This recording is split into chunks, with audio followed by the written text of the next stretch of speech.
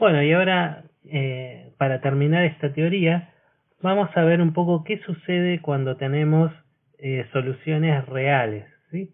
Nosotros hicimos hasta ahora deducciones de las propiedades coligativas, asumiendo soluciones con un comportamiento ideal, pero bueno, en la práctica uno tiene soluciones que no siguen ese comportamiento ideal. Entonces, ¿cómo se trabaja con los distintos fenómenos físicos en estudio con este tipo de soluciones?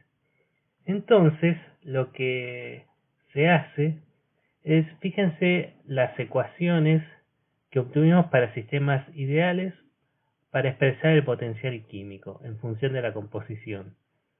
Por ejemplo, tenemos para el gas ideal que el potencial químico es igual a un potencial estándar más RT logaritmo natural de la presión parcial de ese gas.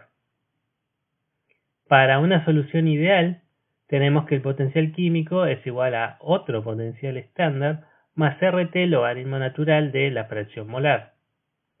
Y para la solución idealmente diluida, tenemos que el potencial químico es igual a otro potencial estándar diferente más RT logaritmo natural de la fracción molar de ese componente. Es decir, podemos reconocer que hay siempre un término que es independiente de la concentración, que sería este potencial estándar, y después un término que es RT logaritmo natural de algo que depende de la concentración, de algo que es una medida de la concentración, sea la presión parcial para un gas o una fracción molar para soluciones, ¿sí? Entonces, tenemos esa estructura, el potencial estándar independiente de las concentraciones y el término dependiente de las concentraciones. Entonces, esa forma que nos permite, básicamente, en base a esta estructura del potencial químico, deducir muchas propiedades que son del estudio del equilibrio, podemos recuperar esa estructura haciendo adaptaciones de las ecuaciones para que se puedan aplicar a los sistemas reales. Una de esas adaptaciones ya la vimos anteriormente, que era cuando tenemos un gas real, en lugar de escribir la presión parcial, la presión de ese gas, lo que escribíamos era la fugacidad, que se definía de esta forma, como un coeficiente de fugacidad por la presión, ¿sí?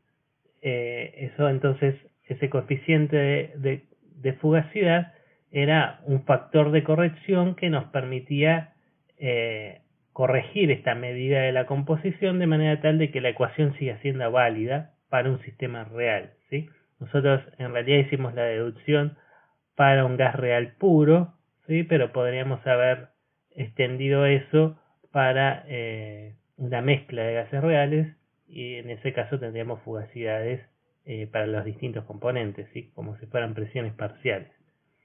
Pero bueno, para no extendernos, esa parte no la continúo. ¿Y qué pasa en el caso de soluciones? Bueno, vamos a respetar la misma estructura del potencial estándar más RT logaritmo natural de algo que cambia con la concentración. Y ese algo es la actividad, ¿sí? A esto se lo llama actividad de la sustancia en cuestión, de la sustancia I.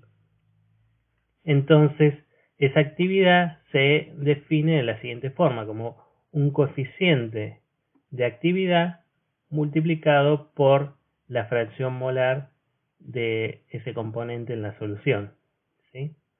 Entonces, bueno, la forma que tenemos de calcular el potencial químico de esa sustancia nos implica trabajar un poco más con exactamente qué sería este potencial estándar y qué sería la actividad, concretamente qué sería este coeficiente de actividad, ¿sí? Entonces, para explorar un poco eso, yo, bueno, ahí volví a copiar la ecuación de que estaba recién, ¿sí? Para el potencial químico de una solución real en función de la actividad. Y la forma de tratar con este potencial estándar hay dos maneras principales. Una que se conoce como sistema racional, que dice que ese potencial estándar es igual al potencial estándar de la convención 1, o sea, el potencial estándar de una solución ideal, ¿sí? Que habíamos visto que tenía esta fórmula, ¿sí? Era el potencial estándar de la sustancia pura en el vapor más RT logaritmo natural de la presión de vapor de la sustancia pura, ¿sí? Entonces, podemos escribir lo que sería el potencial químico ideal de una sustancia, de una solución, que sería esto de acá. Entonces el potencial estándar de la convención 1 más RT logaritmo natural de la fracción molar nos quedaba, que bueno, eso para distinguirlo del potencial químico real, de la solución real, le agrego este superíndice ideal justamente, ¿sí? Y entonces queremos comparar el potencial químico que se calcula con el modelo de solución ideal con el obtenido de una solución real, ¿sí? Y esa comparación la vamos a hacer mediante una resta, una diferencia, ¿sí? Entonces, para no confundirnos, voy a agregar acá también en el potencial químico de la solución real este superíndice real, ¿sí? Así no nos confundimos el ideal con el real. Entonces, hacemos la comparación como una resta. Restamos potencial real menos el ideal, ¿sí? Entonces, vemos que para el sistema racional nos dice que este potencial asterisco, este potencial estándar, es igual al potencial de la convención 1, ¿sí? Que es el que tenemos acá en el ideal. Entonces, cuando haga la resta, estos potenciales se van a simplificar y me va a quedar solamente la diferencia RT logaritmo natural de actividad menos RT logaritmo natural de la fracción molar, que aplicando las propiedades de los logaritmos la puedo escribir de esta forma. Y ese cociente, actividad sobre fracción molar, fíjense que es el coeficiente de actividad, ¿sí? Entonces, la diferencia entre los dos potenciales, el real y el ideal, es RT logaritmo natural del coeficiente de actividad. En otras palabras, este término RT logaritmo natural de el coeficiente de actividad es una medida de la desviación del comportamiento real respecto del ideal, ¿sí? Entonces vamos a poder de acá expresar el potencial químico real como el ideal más el factor de corrección, ¿sí? Entonces, bueno, como lo que hicimos fue aplicar una corrección respecto al comportamiento de una solución ideal particularmente, entonces esta corrección nos va a resultar útil trabajando en condiciones en las cuales mi solución real se parece un poco al comportamiento de una solución ideal, ¿sí? Y las soluciones ideales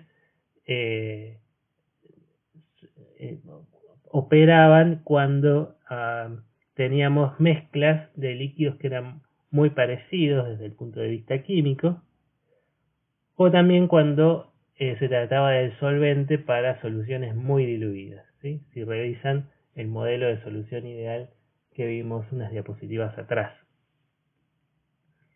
Otra forma de tratar con las actividades y con este coeficiente asterisco, este coeficiente, potencial estándar, es lo que se conoce como sistema práctico.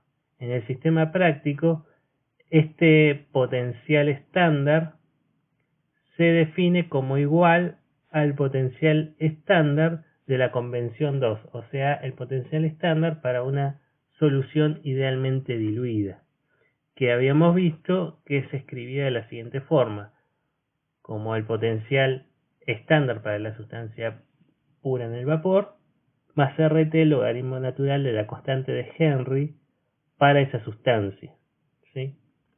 Entonces hacemos lo mismo que antes, vamos a comparar el potencial real con el potencial ideal. ¿Sí? El potencial ideal para la solución ideal sería sería el potencial de la convención 2 estándar más RT logaritmo natural de la fracción molar. Eso habíamos visto en las diapositivas anteriores.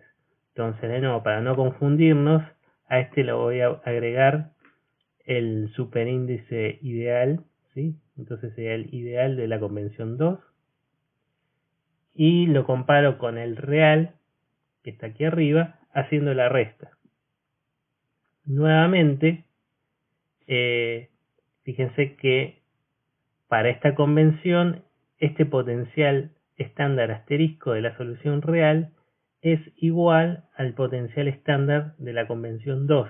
O sea que cuando haga la resta, esos dos se van a simplificar y solo me va a quedar el término RT, logaritmo natural de actividad, menos RT, logaritmo natural de la fracción molar, ¿sí? Que aplicando las propiedades de los logaritmos, nuevamente me queda RT, logaritmo natural de la actividad sobre la fracción molar, que eso, de nuevo por la definición, es igual al coeficiente de actividad, ¿sí? Entonces lo escribo aquí. O sea que nuevamente vemos que este término RT, logaritmo natural del coeficiente de actividad, es una medida de la desviación del potencial del comportamiento real respecto del ideal, ¿sí? Entonces vamos a poder calcular el potencial químico para la solución real haciendo la cuenta para el potencial ideal usando la convención 2 de solución idealmente diluida y sumándole este término RT, logaritmo natural del coeficiente de actividad, que sería esa desviación respecto del comportamiento ideal, ¿sí?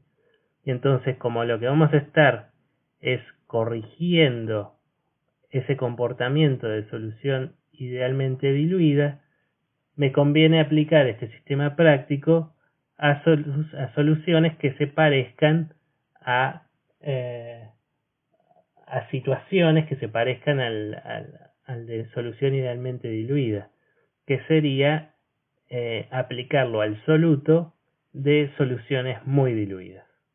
Bien, entonces estas estrategias para calcular el potencial real a partir de correcciones a los comportamientos ideales se usan para reescribir después todas las ecuaciones que uno haya deducido con los modelos ideales para situaciones reales, ¿sí? Cosa que no vamos a ver, pero bueno, me interesa que ustedes sepan que eso se hace, ¿sí? Que no es que uno está trabajando en la práctica con modelos ideales todo el tiempo, ¿sí? Uno trabaja con situaciones reales corrigiendo el comportamiento ideal para adaptar las ecuaciones a las situaciones reales.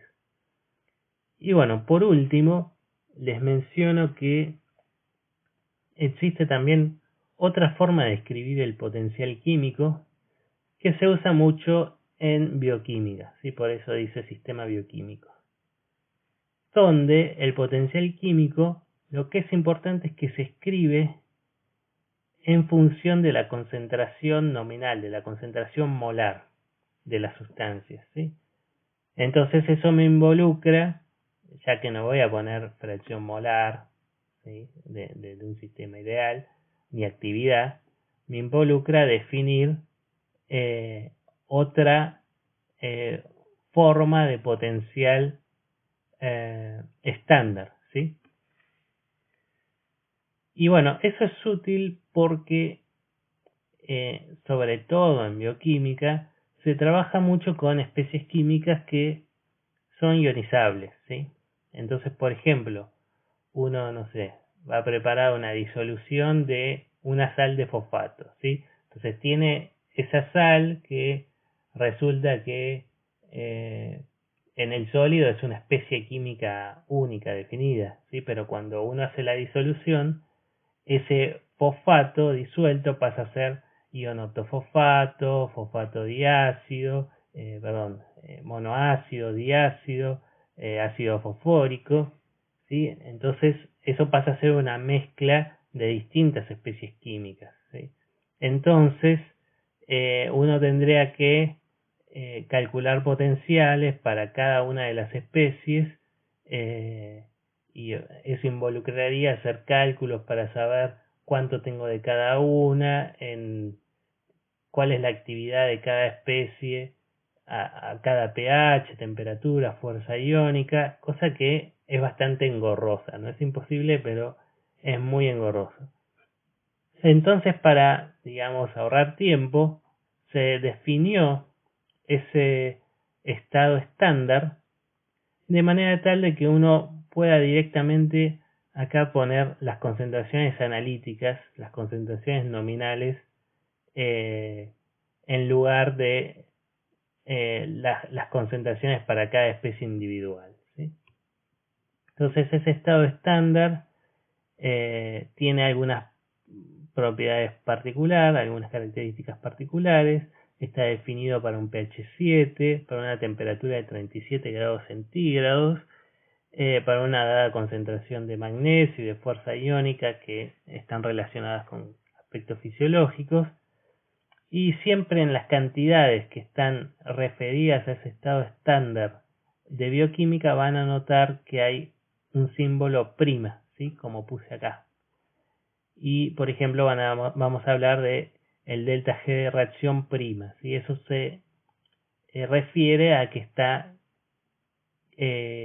calculado respecto de las condiciones del estado estándar bioquímico, ¿sí? Bien, entonces lo que me interesa que sepan de esto, ¿sí? Que no vamos a desarrollar en profundidad, es que, bueno, está este estado estándar que nos permite usar las concentraciones nominales, ¿sí? O sea que si ustedes tienen que hacer un cálculo donde aparece el potencial químico del ATP, no tienen que poner todas las formas en las cuales se pueden disociar, ¿sí? Simplemente ponen la concentración molar de ATP que les da el problema, que conocen que corresponde poner, y ya está, ¿sí? Y lo que es importante es que para ese cálculo van a tener que conseguir tabulado este valor de potencial estándar en estas condiciones bioquímicas, ¿sí? Donde por ahí una de las cosas que más vamos a usar es que cuando encontremos este símbolo prima, tenemos que saber que ese cálculo le estamos haciendo a una temperatura de 37 grados centígrados, en lugar de los 25 grados centígrados que usamos para la mayoría de los cálculos tabulados, ¿sí? O 20 grados centígrados. Bueno, con eso terminamos esta primera parte teórica y ya están en condiciones de resolver los seminarios. Como habrán notado, las deducciones son algo largas, tienen bastantes vueltas, bastantes aproximaciones. No es el interés para esta unidad que ustedes hagan deducciones como se hizo para la unidad anterior, ¿sí? Esta es una unidad donde más bien se aplican las ecuaciones y lo que tienen que tener claro es en qué condiciones son válidas esas ecuaciones para no meter la pata, básicamente. Pero bueno, entonces esto es lo último que vemos de equilibrio físico, y la siguiente parte será sobre equilibrio químico. Muy bien, hasta la próxima teórica.